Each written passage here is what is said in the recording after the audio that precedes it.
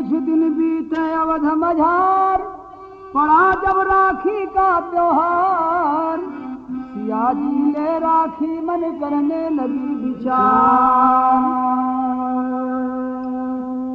राखी का मतलब नहीं है महाशय कि बहिना ही अपने बीरन को ही बांधे, राखी है रक्षा जो जिससे हो रक्षित, समझ लो स्वयं उस स्वजन को ही बांधे।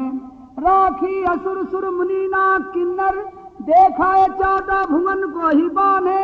राखी लिए कर जनक नंदनी जी, सोची कि देवर लखन को ही बांधे।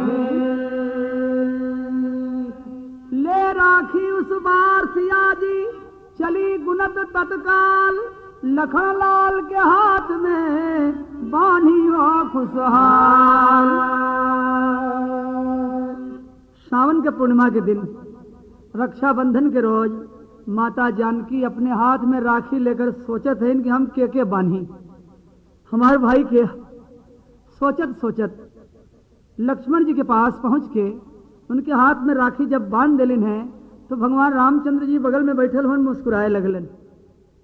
तो भाव हो, रे बधैया दे दे नाचे अप्सरा, सिया जी राखी बांधी लक्ष्मण के कलैया। बधैया दे दे नाचे अप्सरा, सिया जी राखी बांधी लक्ष्मण के कलैया। बधैया दे दे नाचे अप्सरा, सिया जी राखी बांधी लक्ष्मण के कलैया। बधैया दे दे नाचे अप्सरा, राम नाचे अप्सरा, राम नाचे अप्सरा। बधैया दे दे नाचे अप्सरा, सिया जी राखी बांधी लक्ष्मण के कलैया। बधैया दे दे नाचे अप्सरा, सिया जी राखी बांधी लक्ष्मण के कलैया।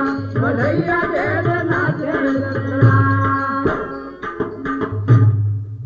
ले राखी उस बार सिया जी, लखन लाल को दीनों बान। लख कर ऐसा समय सुहावन, मन में खुशी हुए भगवान। लाली छा गई त्रिभुवन में, नहीं खुशी का पता ठिकान। लखन लाल सीता से कहे, मांगो माता जो हो अरमान।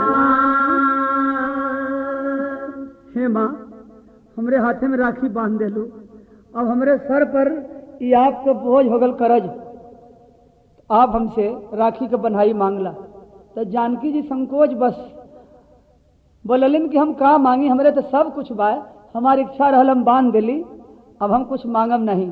लेकिन लक्ष्मण जी कहत हन कि नहीं, राखी के बन्हाई हमसे मांगला।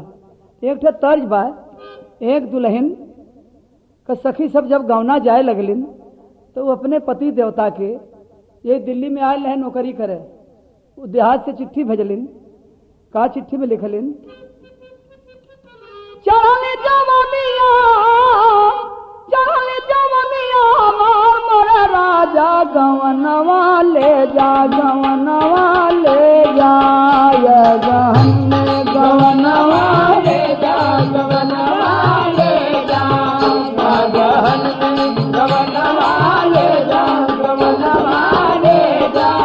गहन में गवनवा ले जा, गवनवा ले जा, गवनवा ले जा। ये गहन में गवनवा ले जा, गवनवा ले जा। गहन में गवनवा ले जा, गवनवा ले जा। गहन में। तो भैया यही तर्ज बा है लक्ष्मण जी से माता जानकी से बातचीत हो रहल हो, और लक्ष्मण जी कहत हवन कि राखी मुझे स्वीकार मेरी माता, मंगनवा मांगा, मंगनवा मांगा। रखिया के मंगनवा मांगा, मंगनवा मांगा। रखिया के मंगनवा मांगा, मंगनवा मांगा। रखिया का मांगे लो माता जो इच्छा तुम्हारी, माता जो इच्छा तुम्हारी। ले लो जो वस्तु हो तुझको प्यारी, ले लो जो वस्तु हो तुझको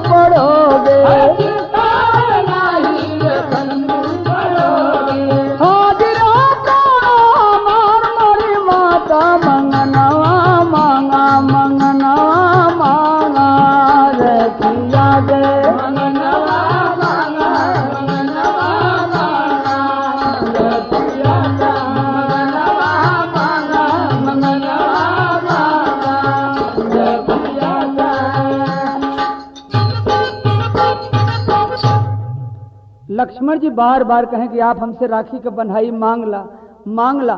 माता जानकी बोली कि भैया हमरे पास कौन चीज का कमी है, सब कुछ तो प्रभु देले हवन, का कमी बा कि मांग ली, हम कुछ ना मांगब। लेकिन बार बार लक्ष्मण जी यही कहे कि आप मांग ला। तो माता जानकी जी बोलिन कि अच्छा एक काम करा कि जवन कुछ हम राखी के बंधाई मांगी दे सकेला। लक्ष्मण जी कहें कि अगर आज प्राण भी राखी के बंधाई में मंगबू तो हम दे देव। फिर जानकी जी बोली कि सोच समझ लो लखन लाल, यदि हो हिम्मत तो बोलो। लखन लाल माता से कहे कि जो इच्छा वो ले लो, बधैया दे दे नाचे अप्सरा, वस्तु तीनों लोग की तो माता ऐठैया, बधैया दे दे नाचे अप्सरा।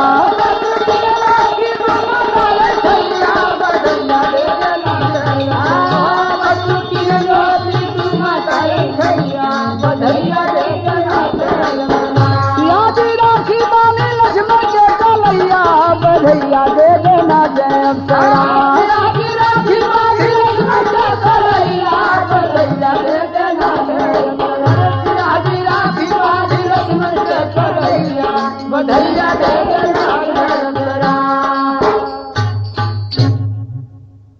अगर राखी के बंधाई में आज प्राण मंगबू तो हम प्राण भी दे देव।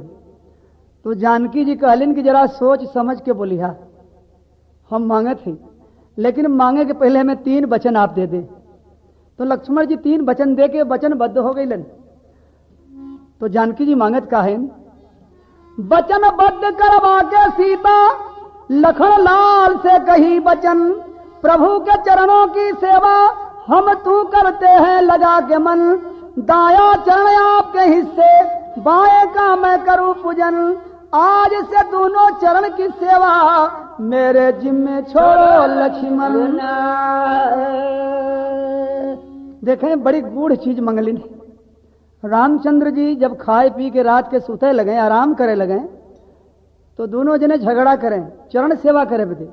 जानकी जी कहें कि हम दोनों चरण का सेवा करब, और लक्ष्मण जी कहें कि नहीं हम सेवा करब।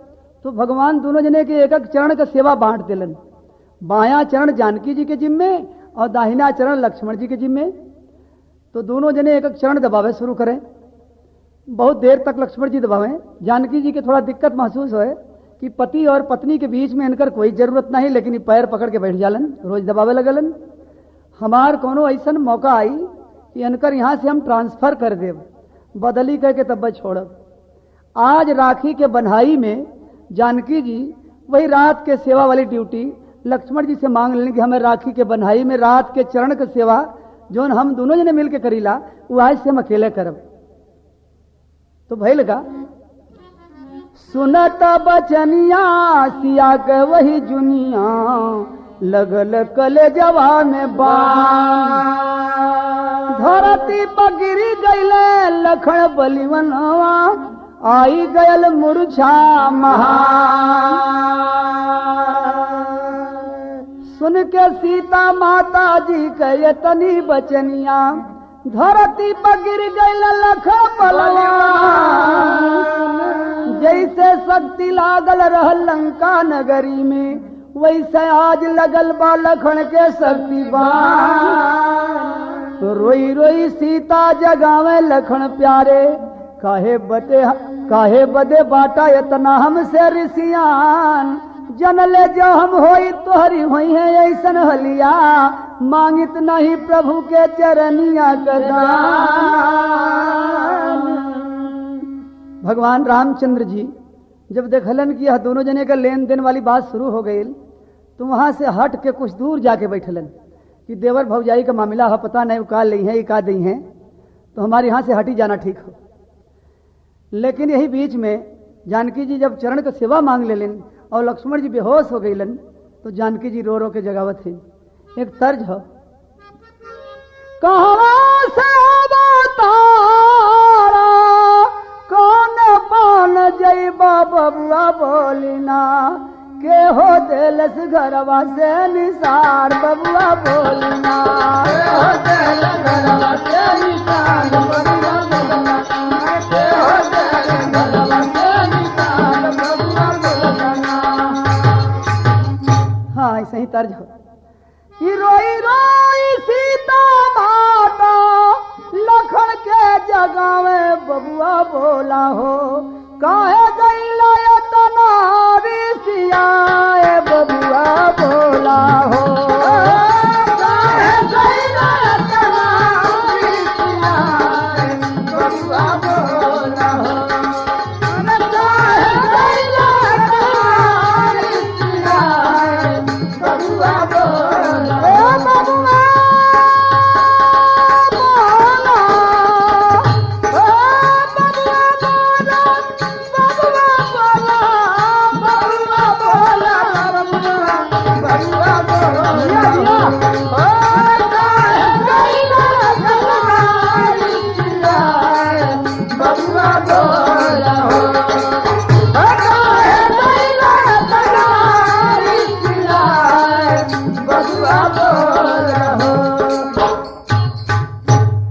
उठा लखन लाल सीता करली रुदनवा, बोली दे तो मुआवा से खोल के नयनवा, बोला ते बचनिया बोली सीता मारनिया बबुआ बोला हो, माता रोया सुआ बबुआ बोला हो, माता रोया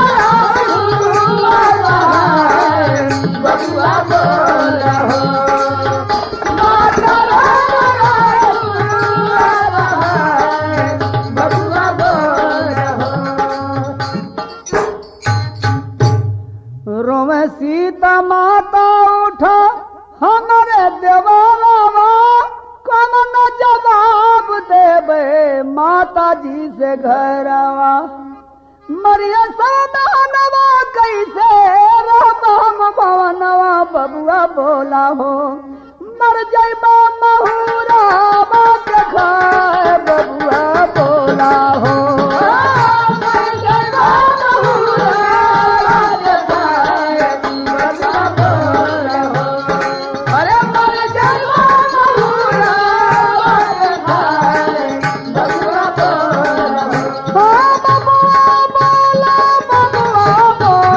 बबुआ बोला हो, मर जइबा महुरा बात खाए बबुआ बोला हो, अरे मर जइबा महुरा बात खाए बबुआ बोला हो। बहुत जगह हारी सीता ना उठे लखन बलकारी, बहुत जगह हारी सीता ना उठे लखन बलकारी, हार मान के गई सिया थे जहाँ राम धनुधारी, बधैया दे दे नाचे अप्सरा, कैसी दशा तुम्हारी पूछे लखन के भैया, बधैया दे दे नाचे अप्सरा, कैसी दशा तुम्हारी पूछे लखन के भैया, बधैया दे दे नाचे अप्सरा, कैसी दशा तुम्हारी पूछे लखन के भैया, बधैया दे दे नाचे अप्सरा। सियाजी राखी बानी ना, सियाजी राखी बानी ना, सियाजी राखी बानी, सियाजी राखी बानी लक्ष्मण के कन्हैया, बधैया दे दे नाचे अप्सरा।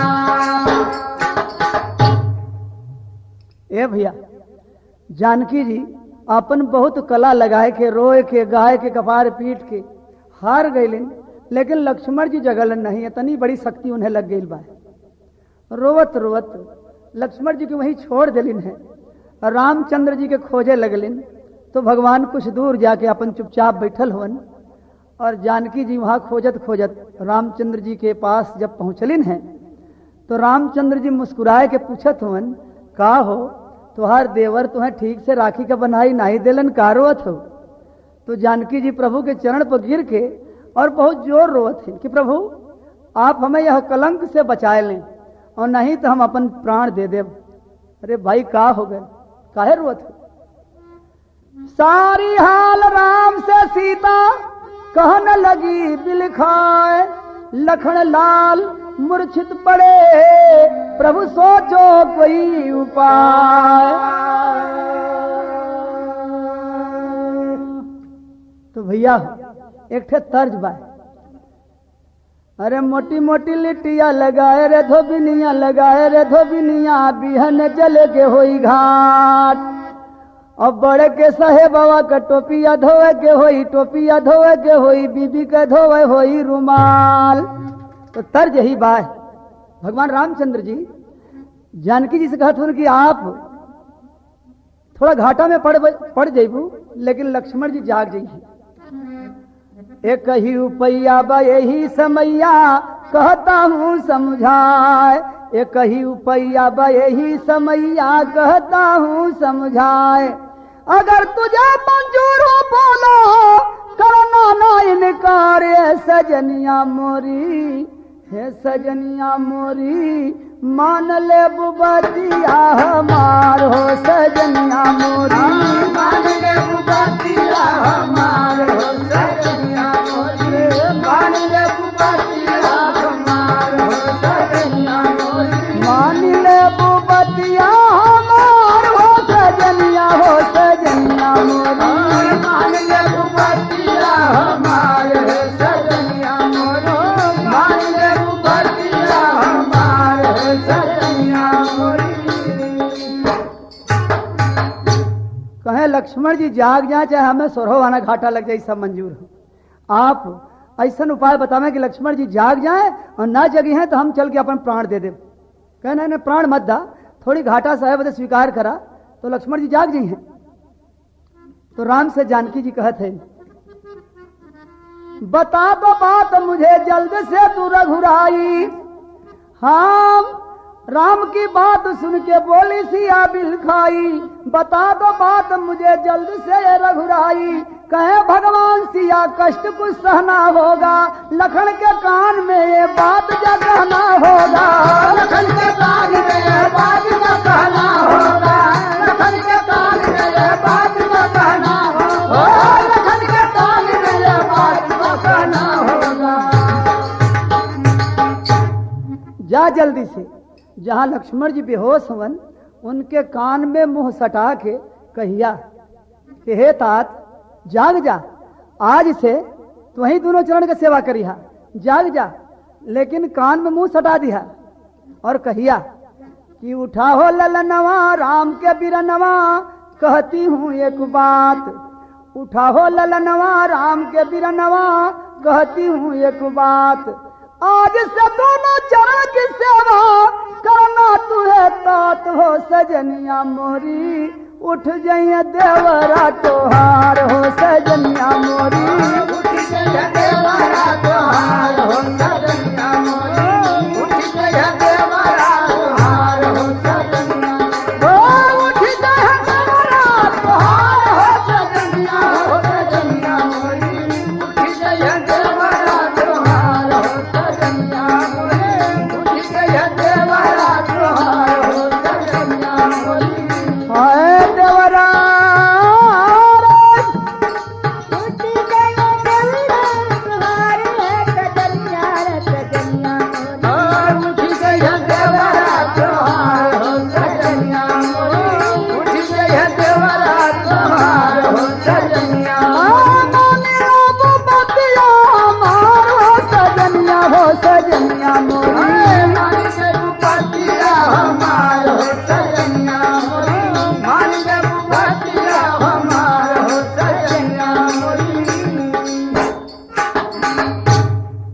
जा यह काम करा जल्दी से, नहीं तो लक्ष्मण जी उठिए नहीं। उदा तो हनुमान जी लिया के सजीवनी बूटी पिया दिलन लंका में जब शक्ति लगल रहल, लेकिन आज ये तोहरे हाथ में दवाई हो, और तू जाके जल्दी से उनके कान में कहा कि हे तात जाग जा, आयु से तो ही दोनों चरण की सेवा करिहा, तब उठी है, नहीं तो लक्ष्मण जी ना उठी हैं। तब तो जानकी जी के बड़ा तकलीफ भैल, ये तो भगवान हमारे ड्यूटी वहां से बदल दिलन। हम सोचली कि लक्ष्मण का ड्यूटी बदलब, ये हमारा ट्रांसफर कर देते। अरे कहें कि जल्दी से जाके दोनों चरण के सेवा लौटा दवन है। तो देखा भैया अब तर जा गई पंधारी दद्दा वाली। अरे पड़ गई धजल में नारिया दुनारिया, पड़ गई धजल में नारिया दुनारिया, पड़ गई धजल में नारिया दुनारिया, राम दुनारिया, राम दुनारिया, दुनारिया, पड़ गई धजल में नारिया दुनारिया, पड़ गई धजल में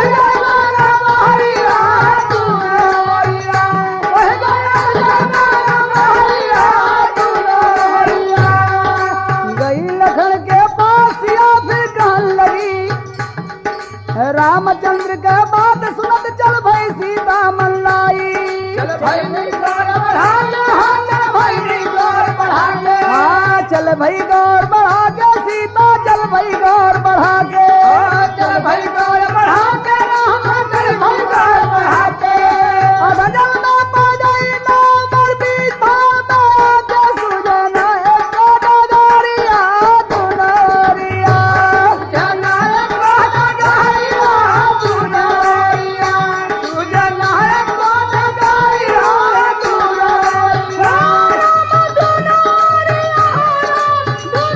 दुनारिया, जिया जिया अरे सुजना एक डगरिया दुनारिया, सुजना एक डगरिया दुनारिया, पड़ गई अधजल में नारिया दुनारिया, पड़ गई अधजल में नारिया दुनारिया, पड़ गई अधजल में नारिया दुनारिया। जानकी जी सोचत हन कि हम तो दोनों ओर से गईली, चरण के सेवा भी गयल और हमार रात वाली ड्यूटी हो चल गई। अब आज मंजस में पड़ गई। कहा सोचत है कि अगर लक्ष्मण जी नहीं जियतन तब वो हमें कलंक लगी, और हम जाके दोनों चरण के सेवा लौटा देते तो जाग जी हैं, लेकिन हमें घाटा लग जाई। भगवान कहते हैं कि जल्दी जा, अब सोचा मत। तो जानकी जी कहा सोचत है, अगर चरण का सेवा चाहूं टूटी लखन से नाता, और टूटी लखन से नाता भैया, टूटी लखन से नाता, टूटी लखन से नाता, टूटी लखन से नाता, एक चरण हमारा हिस्सा था वो विदा विधाता, जंग मनोरिया दुनारिया, जंग मनोरिया दुनारिया, जंग मनोरिया दुनारिया, एक चरण हमारा हिस्सा था वो विदा विधाता, जंग मनोरिया दुनारिया, जंग मनोरिया दुनारिया, जंग मनोरिया दुनारिया, पड़ गई अधजल में नारिया दुनारिया, पड़ गई अधजल में नारिया दुनारिया, पड़ गई अधजल में नारिया दुनारिया। आखिर के जहई के पड़ल, और जाके जहाँ लक्ष्मण जी बेहोश हवन उनके कान में मुंह सटा के कहते हैं, गई लखन के पास या तब कहन लगी सगुचाता, कहन लगी सगुचाता, राम कहन लगी सगुचाता, आसे दोनों चरण की सेवा करना तू आता, सुनते खुल गई नजरिया दुनारिया, सुनते खुल गई नजरिया दुनारिया, सुनते खुल गई नजरिया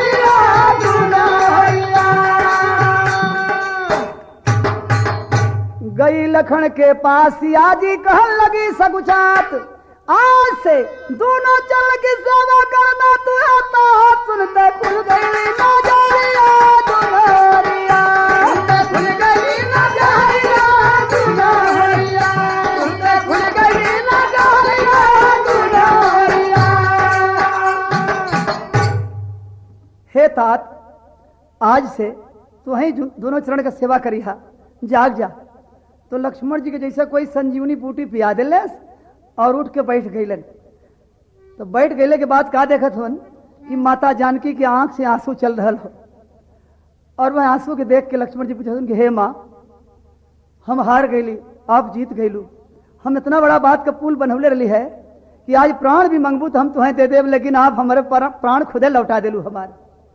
तो माता, अब तो हम जाग गईली, लेकिन आवा हम और आप दोनों जने मिल के फिर से बंटवारा के लेवल जाए अपन अपन ड्यूटी। मूर्छा टूटी उठे लखन फिर कहन लगे सगुचात, मूर्छा टूटी उठे लखन फिर कहन लगे सगुचात। हाँ, मूर्छा टूटी उठे लखन फिर कहन लगे सगुचाई, एक क्षण हमारा इज्जत एक की आप करो सखाई, बधैया दे देना चाहे अप्सरा, गाटर गुरु रमन बांधन बसाइया, बधैया दे देना